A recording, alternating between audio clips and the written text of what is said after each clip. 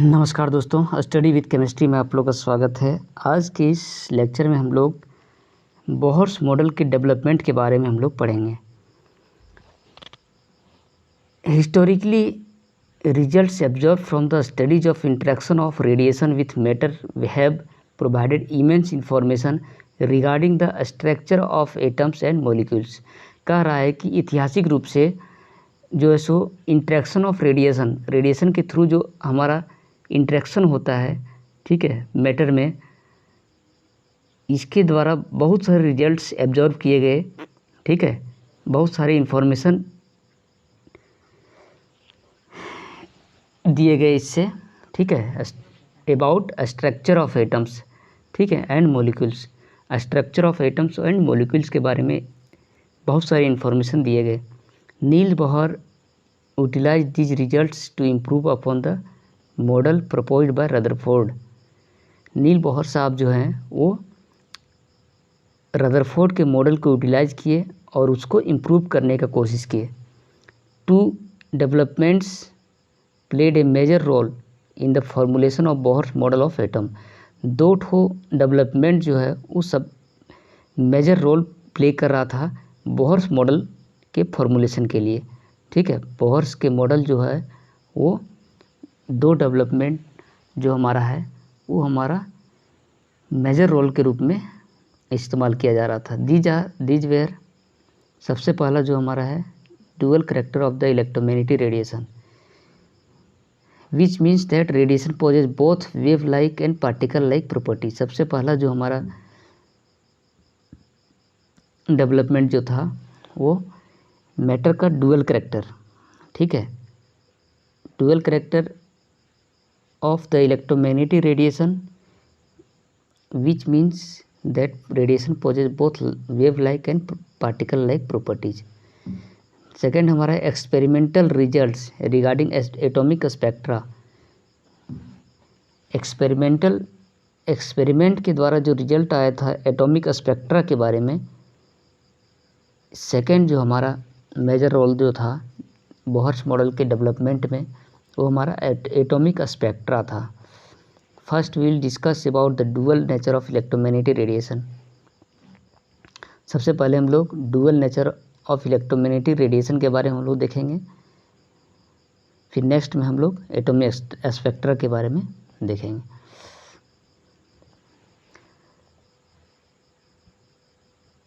Wave nature of electromagnetic radiation. Electromagnetic जो radiation जो हमारा निकलता है मैटर से, उसका डुअल करैक्टर होता है। एक हमारा वेव नेचर होता है, एक हमारा पार्टिकल नेचर होता है। तो अभी हम लोग वेव नेचर के बारे में हम लोग देखने वाले हैं। इन द मिड 19th सेंचुरी के बीच में physicist actively studied absorption and emission of radiation by heated objects. 19th century के बीच में फिजिसिस्ट जो थे उन्होंने क्या स्टडी किए, एब्जॉर्प्शन के बारे में और इमिशन ऑफ रेडिएशन के बारे में। कोई भी हीटेड ऑब्जेक्ट यदि है, किसी भी ऑब्जेक्ट को यदि हम लोग हीट करते हैं तो उसके द्वारा जो हीट एब्जॉर्ब किया जाता है और उसके द्वारा जो है सो रेडिएशन जो इमिट किया जाता है उसके बारे में स्टडी किए, ठीक है। These are called thermal radiation. इसको हम लोग क्या बोलते हैं, थर्मल रेडिएशन बोलते हैं। They try to find out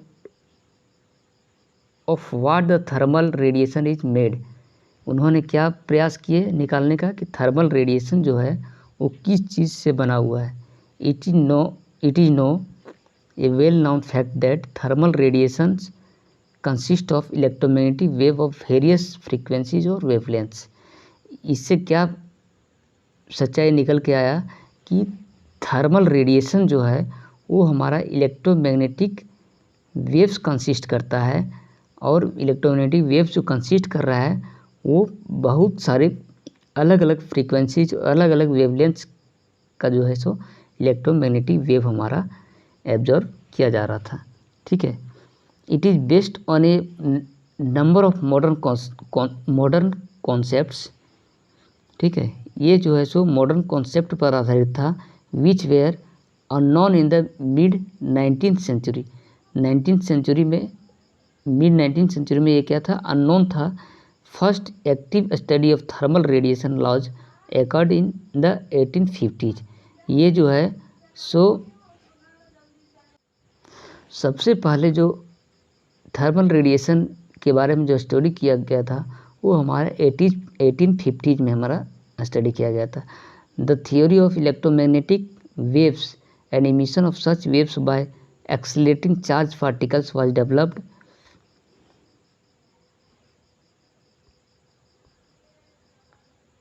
developed in the early 1870s by James Clerk Maxwell. ठीक है, ये जो इलेक्ट्रोमैग्नेटिक रेडिएशन जो है वो हमारा चार्ज पार्टिकल्स के मूवमेंट से जो निकल रहा था, ये 1870s में जेम्स क्लर्क मैक्सवेल के द्वारा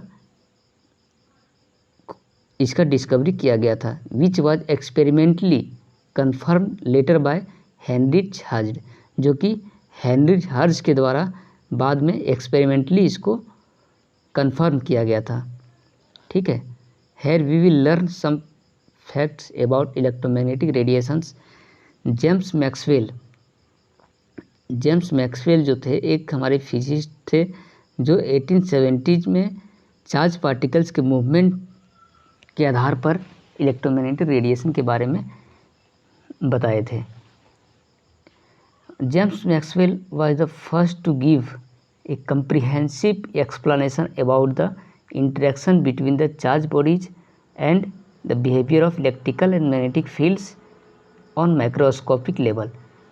जेम्स मैक्सवेल सबसे पहले कंप्रिहेंसिव एक्सप्लेनेशन दिए थे, बहुत थियोरेटिकल एक्सप्लेनेशन जो दिए थे वो हमारा किस चीज़ के बारे में दिए थे, चार्ज बॉडीज के बारे में दिए थे, और उसके द्वारा इलेक्ट्रिकल और मैग्नेटिक फील्ड जो निकल रहा था उसको उन्होंने माइक्रोस्कोपिक लेवल पर स्टडी करके उन्होंने एक्सप्लेन किए थे। He suggested that when electrically charge particles move under acceleration, बोला उन्होंने क्या सजेस्ट किए कि इलेक्ट्रिकली चार्ज पार्टिकल्स जो हमारा है वो एक्सीलरेशन के थ्रू मूव कर रहा है, alternating electrical and magnetic fields are produced. इस तरह से वो क्या कर रहा है कि इलेक्ट्रिकल और मैग्नेटिक फील्ड दोनों प्रोड्यूस कर रहा है। चार्ज पार्टिकल जब एक्सीलरेट होता है तो वो क्या करता है, इलेक्ट्रिकल और मैग्नेटिक फील्ड दोनों प्रोड्यूस करता है और ट्रांसमिट करता है। ठीक है, this fields are transmitted in the form of waves. यह जो फील्ड जो है इलेक्ट्रिक फील्ड और मैग्नेटिक फील्ड, ये जो ट्रांसमिट किया जा रहा था ये एक वेव के फॉर्म में ट्रांसमिट किया जा रहा था। ठीक है, वेव के फॉर्म में ये ट्रांसमिट हो रहा था, जिसको हम लोग इलेक्ट्रोमैग्नेटिक वेव्स बोलते हैं। इसको हम लोग इलेक्ट्रोमैग्नेटिक रेडिएशन भी बोलते हैं। ठीक है, light is the form of radiation. Light क्या है, एक रेडिएशन के फॉर्म में होता है। नाउन फ्रॉम ईयरली डेज, ये जो है सो बहुत पुराने समय से हमारे साइंटिस्ट लोग जान रहे थे। Speculation about its nature dates back to remote ancient times. इसके नेचर के बारे में जो है सो पुराने समय में जो कल्पना की गई थी। In earlier days Newton's light was suppose to be made of particles.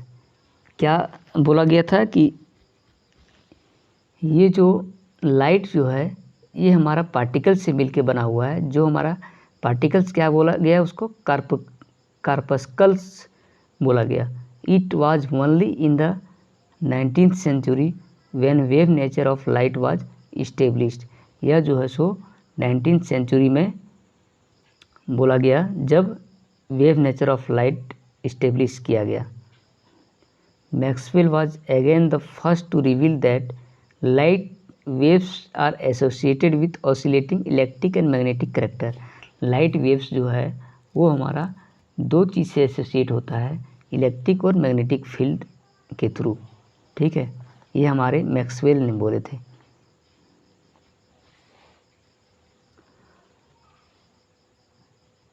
Although electromagnetic waves motion is complex in nature. We will consider here only a few simple properties. Electromagnetic wave के कुछ properties हैं, ठीक है, जो हमारा दिया हुआ है। सबसे पहला जो पॉइंट हमारा है, oscillating electric and magnetic fields produced by oscillating charge particles. oscillating electric and magnetic field produced by oscillating charge particles are perpendicular to each other. क्या बोला जा रहा है? perpendicular to each other. जो चार्ज पार्टिकल के द्वारा electric और magnetic field जो प्रोड्यूस किया जा रहा है वो हमारा दोनों क्या है, अपने आप में दोनों परपेंडिकुलर है, परपेंडिकुलर टू ईच अदर होता है। जैसे कि एक हमारा इलेक्ट्रिक फील्ड जो है सो इस तरह से हमारा बह रहा है और वहीं हमारा मैग्नेटिक फील्ड जो है सो इसी के परपेंडिकुलर जो है सो हमारा मैग्नेटिक फील्ड भी बह रहा है एक वेव की तरह। तो ये जो हमारा है ये हमारा इलेक्ट्रिक फील्ड है, ठीक है, और ये हमारा मैग्नेटिक फील्ड है, जो कि दोनों अपने आप में क्या है, परपेंडिकुलर है। Both are perpendicular to the direction of propagation of the wave, ठीक है। जो हमारा प्रोपगेशन का जो हमारा डायरेक्शन है इसके डायरेक्शन के परपेंडिकुलर जो है सो इलेक्ट्रिक फील्ड और मैग्नेटिक फील्ड हमारा होता है। Simplified picture of electric wave shine in figure 2.6। 2.6 में हमारा ये फिगर दिखाया गया है इलेक्ट्रिक फील्ड और मैग्नेटिक फील्ड। जैसे कि ये रेड लाइन जो हमारा दिख रहा है ये हमारा इलेक्ट्रिक फील्ड कंपोनेंट है और ये हमारा ब्लू वाला जो दिख रहा है वो हमारा मैग्नेटिक फील्ड कंपोनेंट है। ये दोनों आपस में क्या हैं, परपेंडिकुलर हैं। परपेंडिकुलर किसके हैं? Propagation of direction of light, ठीक है। जिस डायरेक्शन वो प्रोपगेट कर रहा है उसके डायरेक्शन में ये दोनों परपेंडिकुलर होते हैं। फिर नेक्स्ट प्रॉपर्टीज हमारा है unlike sound wave. Sound wave जो होता है, अनलाइक का मतलब क्या होता है, उसके जैसा नहीं, ठीक है, उसके जैसा नहीं। किसके जैसा नहीं? वेव्स प्रोड्यूस्ड इन वाटर, ठीक है।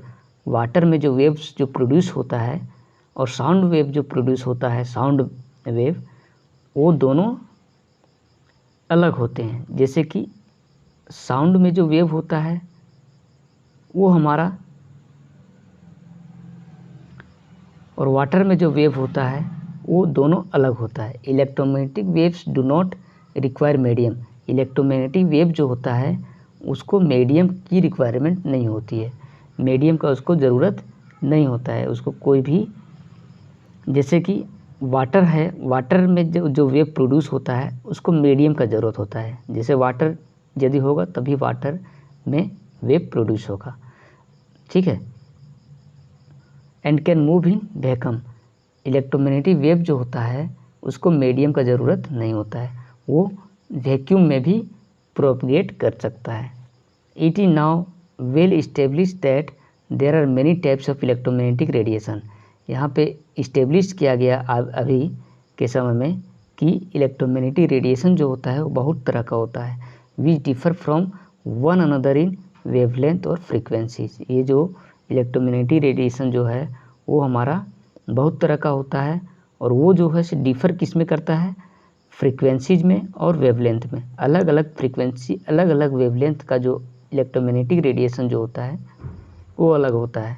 This constitute what is called electromagnetic spectrum. उसको हम लोग क्या बोलते हैं, इलेक्ट्रोमैग्नेटिक स्पेक्ट्रम बोलते हैं। डिफरेंट तरह का जो फ्रीक्वेंसीज का जो हमारा इलेक्ट्रोमैग्नेटिक रेडिएशन जो है वो हमारा यदि एक साथ यदि सारे को यदि मिला दें तो हमारा एक इलेक्ट्रोमैग्नेटिक स्पेक्ट्रम बोला जाता है। Different regions of the spectrum are identified by different names. Different region जो हमारा स्पेक्ट्रम का होता है उसको डिफरेंट नेम दिया गया। डिफरेंट फ्रीक्वेंसी, डिफरेंट वेवलेंथ के जो हमारा इलेक्ट्रोमैग्नेटिक स्पेक्ट्रम जो है उसको डिफरेंट डिफरेंट नाम दिया गया। सम एग्जाम्पल्स आर, कुछ एग्जाम्पल्स यहाँ दिए हुए हैं। सबसे पहला जो एग्जाम्पल हमारा है, जैसे रेडियो फ्रीक्वेंसी रीजन अराउंड 10⁶ हर्ज। 10⁶ हर्ज जो 10⁶ हर्ज का जो फ्रीक्वेंसी जो हमारा होता है यहाँ पे, वो हमारा रेडियो फ्रीक्वेंसी होता है, रेडियो फ्रीक्वेंसी रीजन जिसको बोला जाता है। फिर हमारा यूज्ड फॉर ब्रॉडकास्टिंग, ठीक है, इसको जिस तरह मीडिया में हम लोग ब्रॉडकास्टिंग के रूप में हम लोग इसका इस्तेमाल करते हैं। माइक्रोवेव रीजन अराउंड 10⁻10 हर्ज used for radar. Infrared region around 10⁻13 हर्ज। ये सब फ्रीक्वेंसी हमारा है 10⁻13, 10⁻10, 10⁻16। ये अलग अलग फ्रीक्वेंसी, अलग अलग वेवलेंथ का जो है सो हमारा रीजन है जिसका नाम दिया गया, ठीक है। इंफ्रारेड रीजन जो है वो हमारा 10⁻13 हर्ज का होता है। फिर हमारा अल्ट्रा वायलेट रीजन का यदि हम लोग बात करें तो 10⁻16 हर्ज होता है। A component of sun's radiation, sun का जो रेडिएशन जो होता है, सन के द्वारा जो रेडिएशन जो निकलता है वो हमारा अल्ट्रा वायलेट रीजन में आता है, जिसका फ्रीक्वेंसी जो है हमारा 10⁻16 हर्ज होता है। द स्मॉल पोर्शन अराउंड 10⁻15 हर्ज is what is ordinarily called visible light. इसको हम लोग विजिबल लाइट भी बोलते हैं, ठीक है, इसको विजिबल लाइट भी बोला जाता है। It is only this part which our eyes can seen. यह एक ऐसा पार्ट है जो हमारा आइज जो है सो हमारा आँख देख सकता है। Special instruments are required to detect non visible radiation. Non visible radiation जो है उसको देखने के लिए स्पेशल इंस्ट्रूमेंट का इस्तेमाल किया जाता है।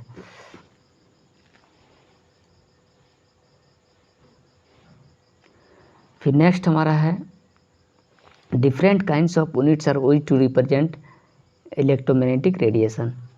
इलेक्ट्रोमैग्नेटिक रेडिएशन को रिप्रेजेंट करने के लिए डिफरेंट काइंड्स ऑफ यूनिट्स का इस्तेमाल किया गया। These radiation are characterized by the properties namely frequency and wavelength. ये इलेक्ट्रोमैग्नेटिक रेडिएशन को जो है सो फ्रीक्वेंसी के द्वारा हम लोग रिप्रेजेंट कर सकते हैं और वेवलेंथ के द्वारा, ठीक है। The S I unit of frequency is हर्ज। फ्रीक्वेंसी का जो एस आई यूनिट जो हमारा होता है वो हर्ज होता है।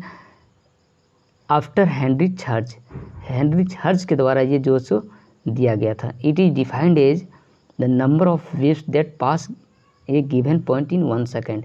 एक सेकेंड में एक पॉइंट के थ्रू, जैसे एक पॉइंट है तो इसके थ्रू कितने नंबर ऑफ वेव्स जो है सो पास कर रहा है इस पॉइंट के थ्रू, इसको इन 1 सेकेंड, 1 सेकेंड में कितने नंबर ऑफ वेव्स पास हो रहे हैं, इसको हम लोग क्या बोलते हैं, फ्रीक्वेंसी बोलते हैं, ठीक है। Wavelength should have the units of length, wavelength should have the units of length and as you note that the SI unit of length is metre. Wavelength जो होता है वो लेंथ का ही एक यूनिट होता है, ठीक है। The SI unit of length is metre. Length का जो ऐसा यूनिट जो होता है वो हमारा मीटर होता है। Since electromagnetic radiation consist of different kinds of wave of much smaller wavelengths. Electromagnetic radiation जो है वो बहुत तरह के वेवलेंथ्स कंसिस्ट करता है। Smaller units are used. Figure 2.7 shows various types of electromagnetic radiation.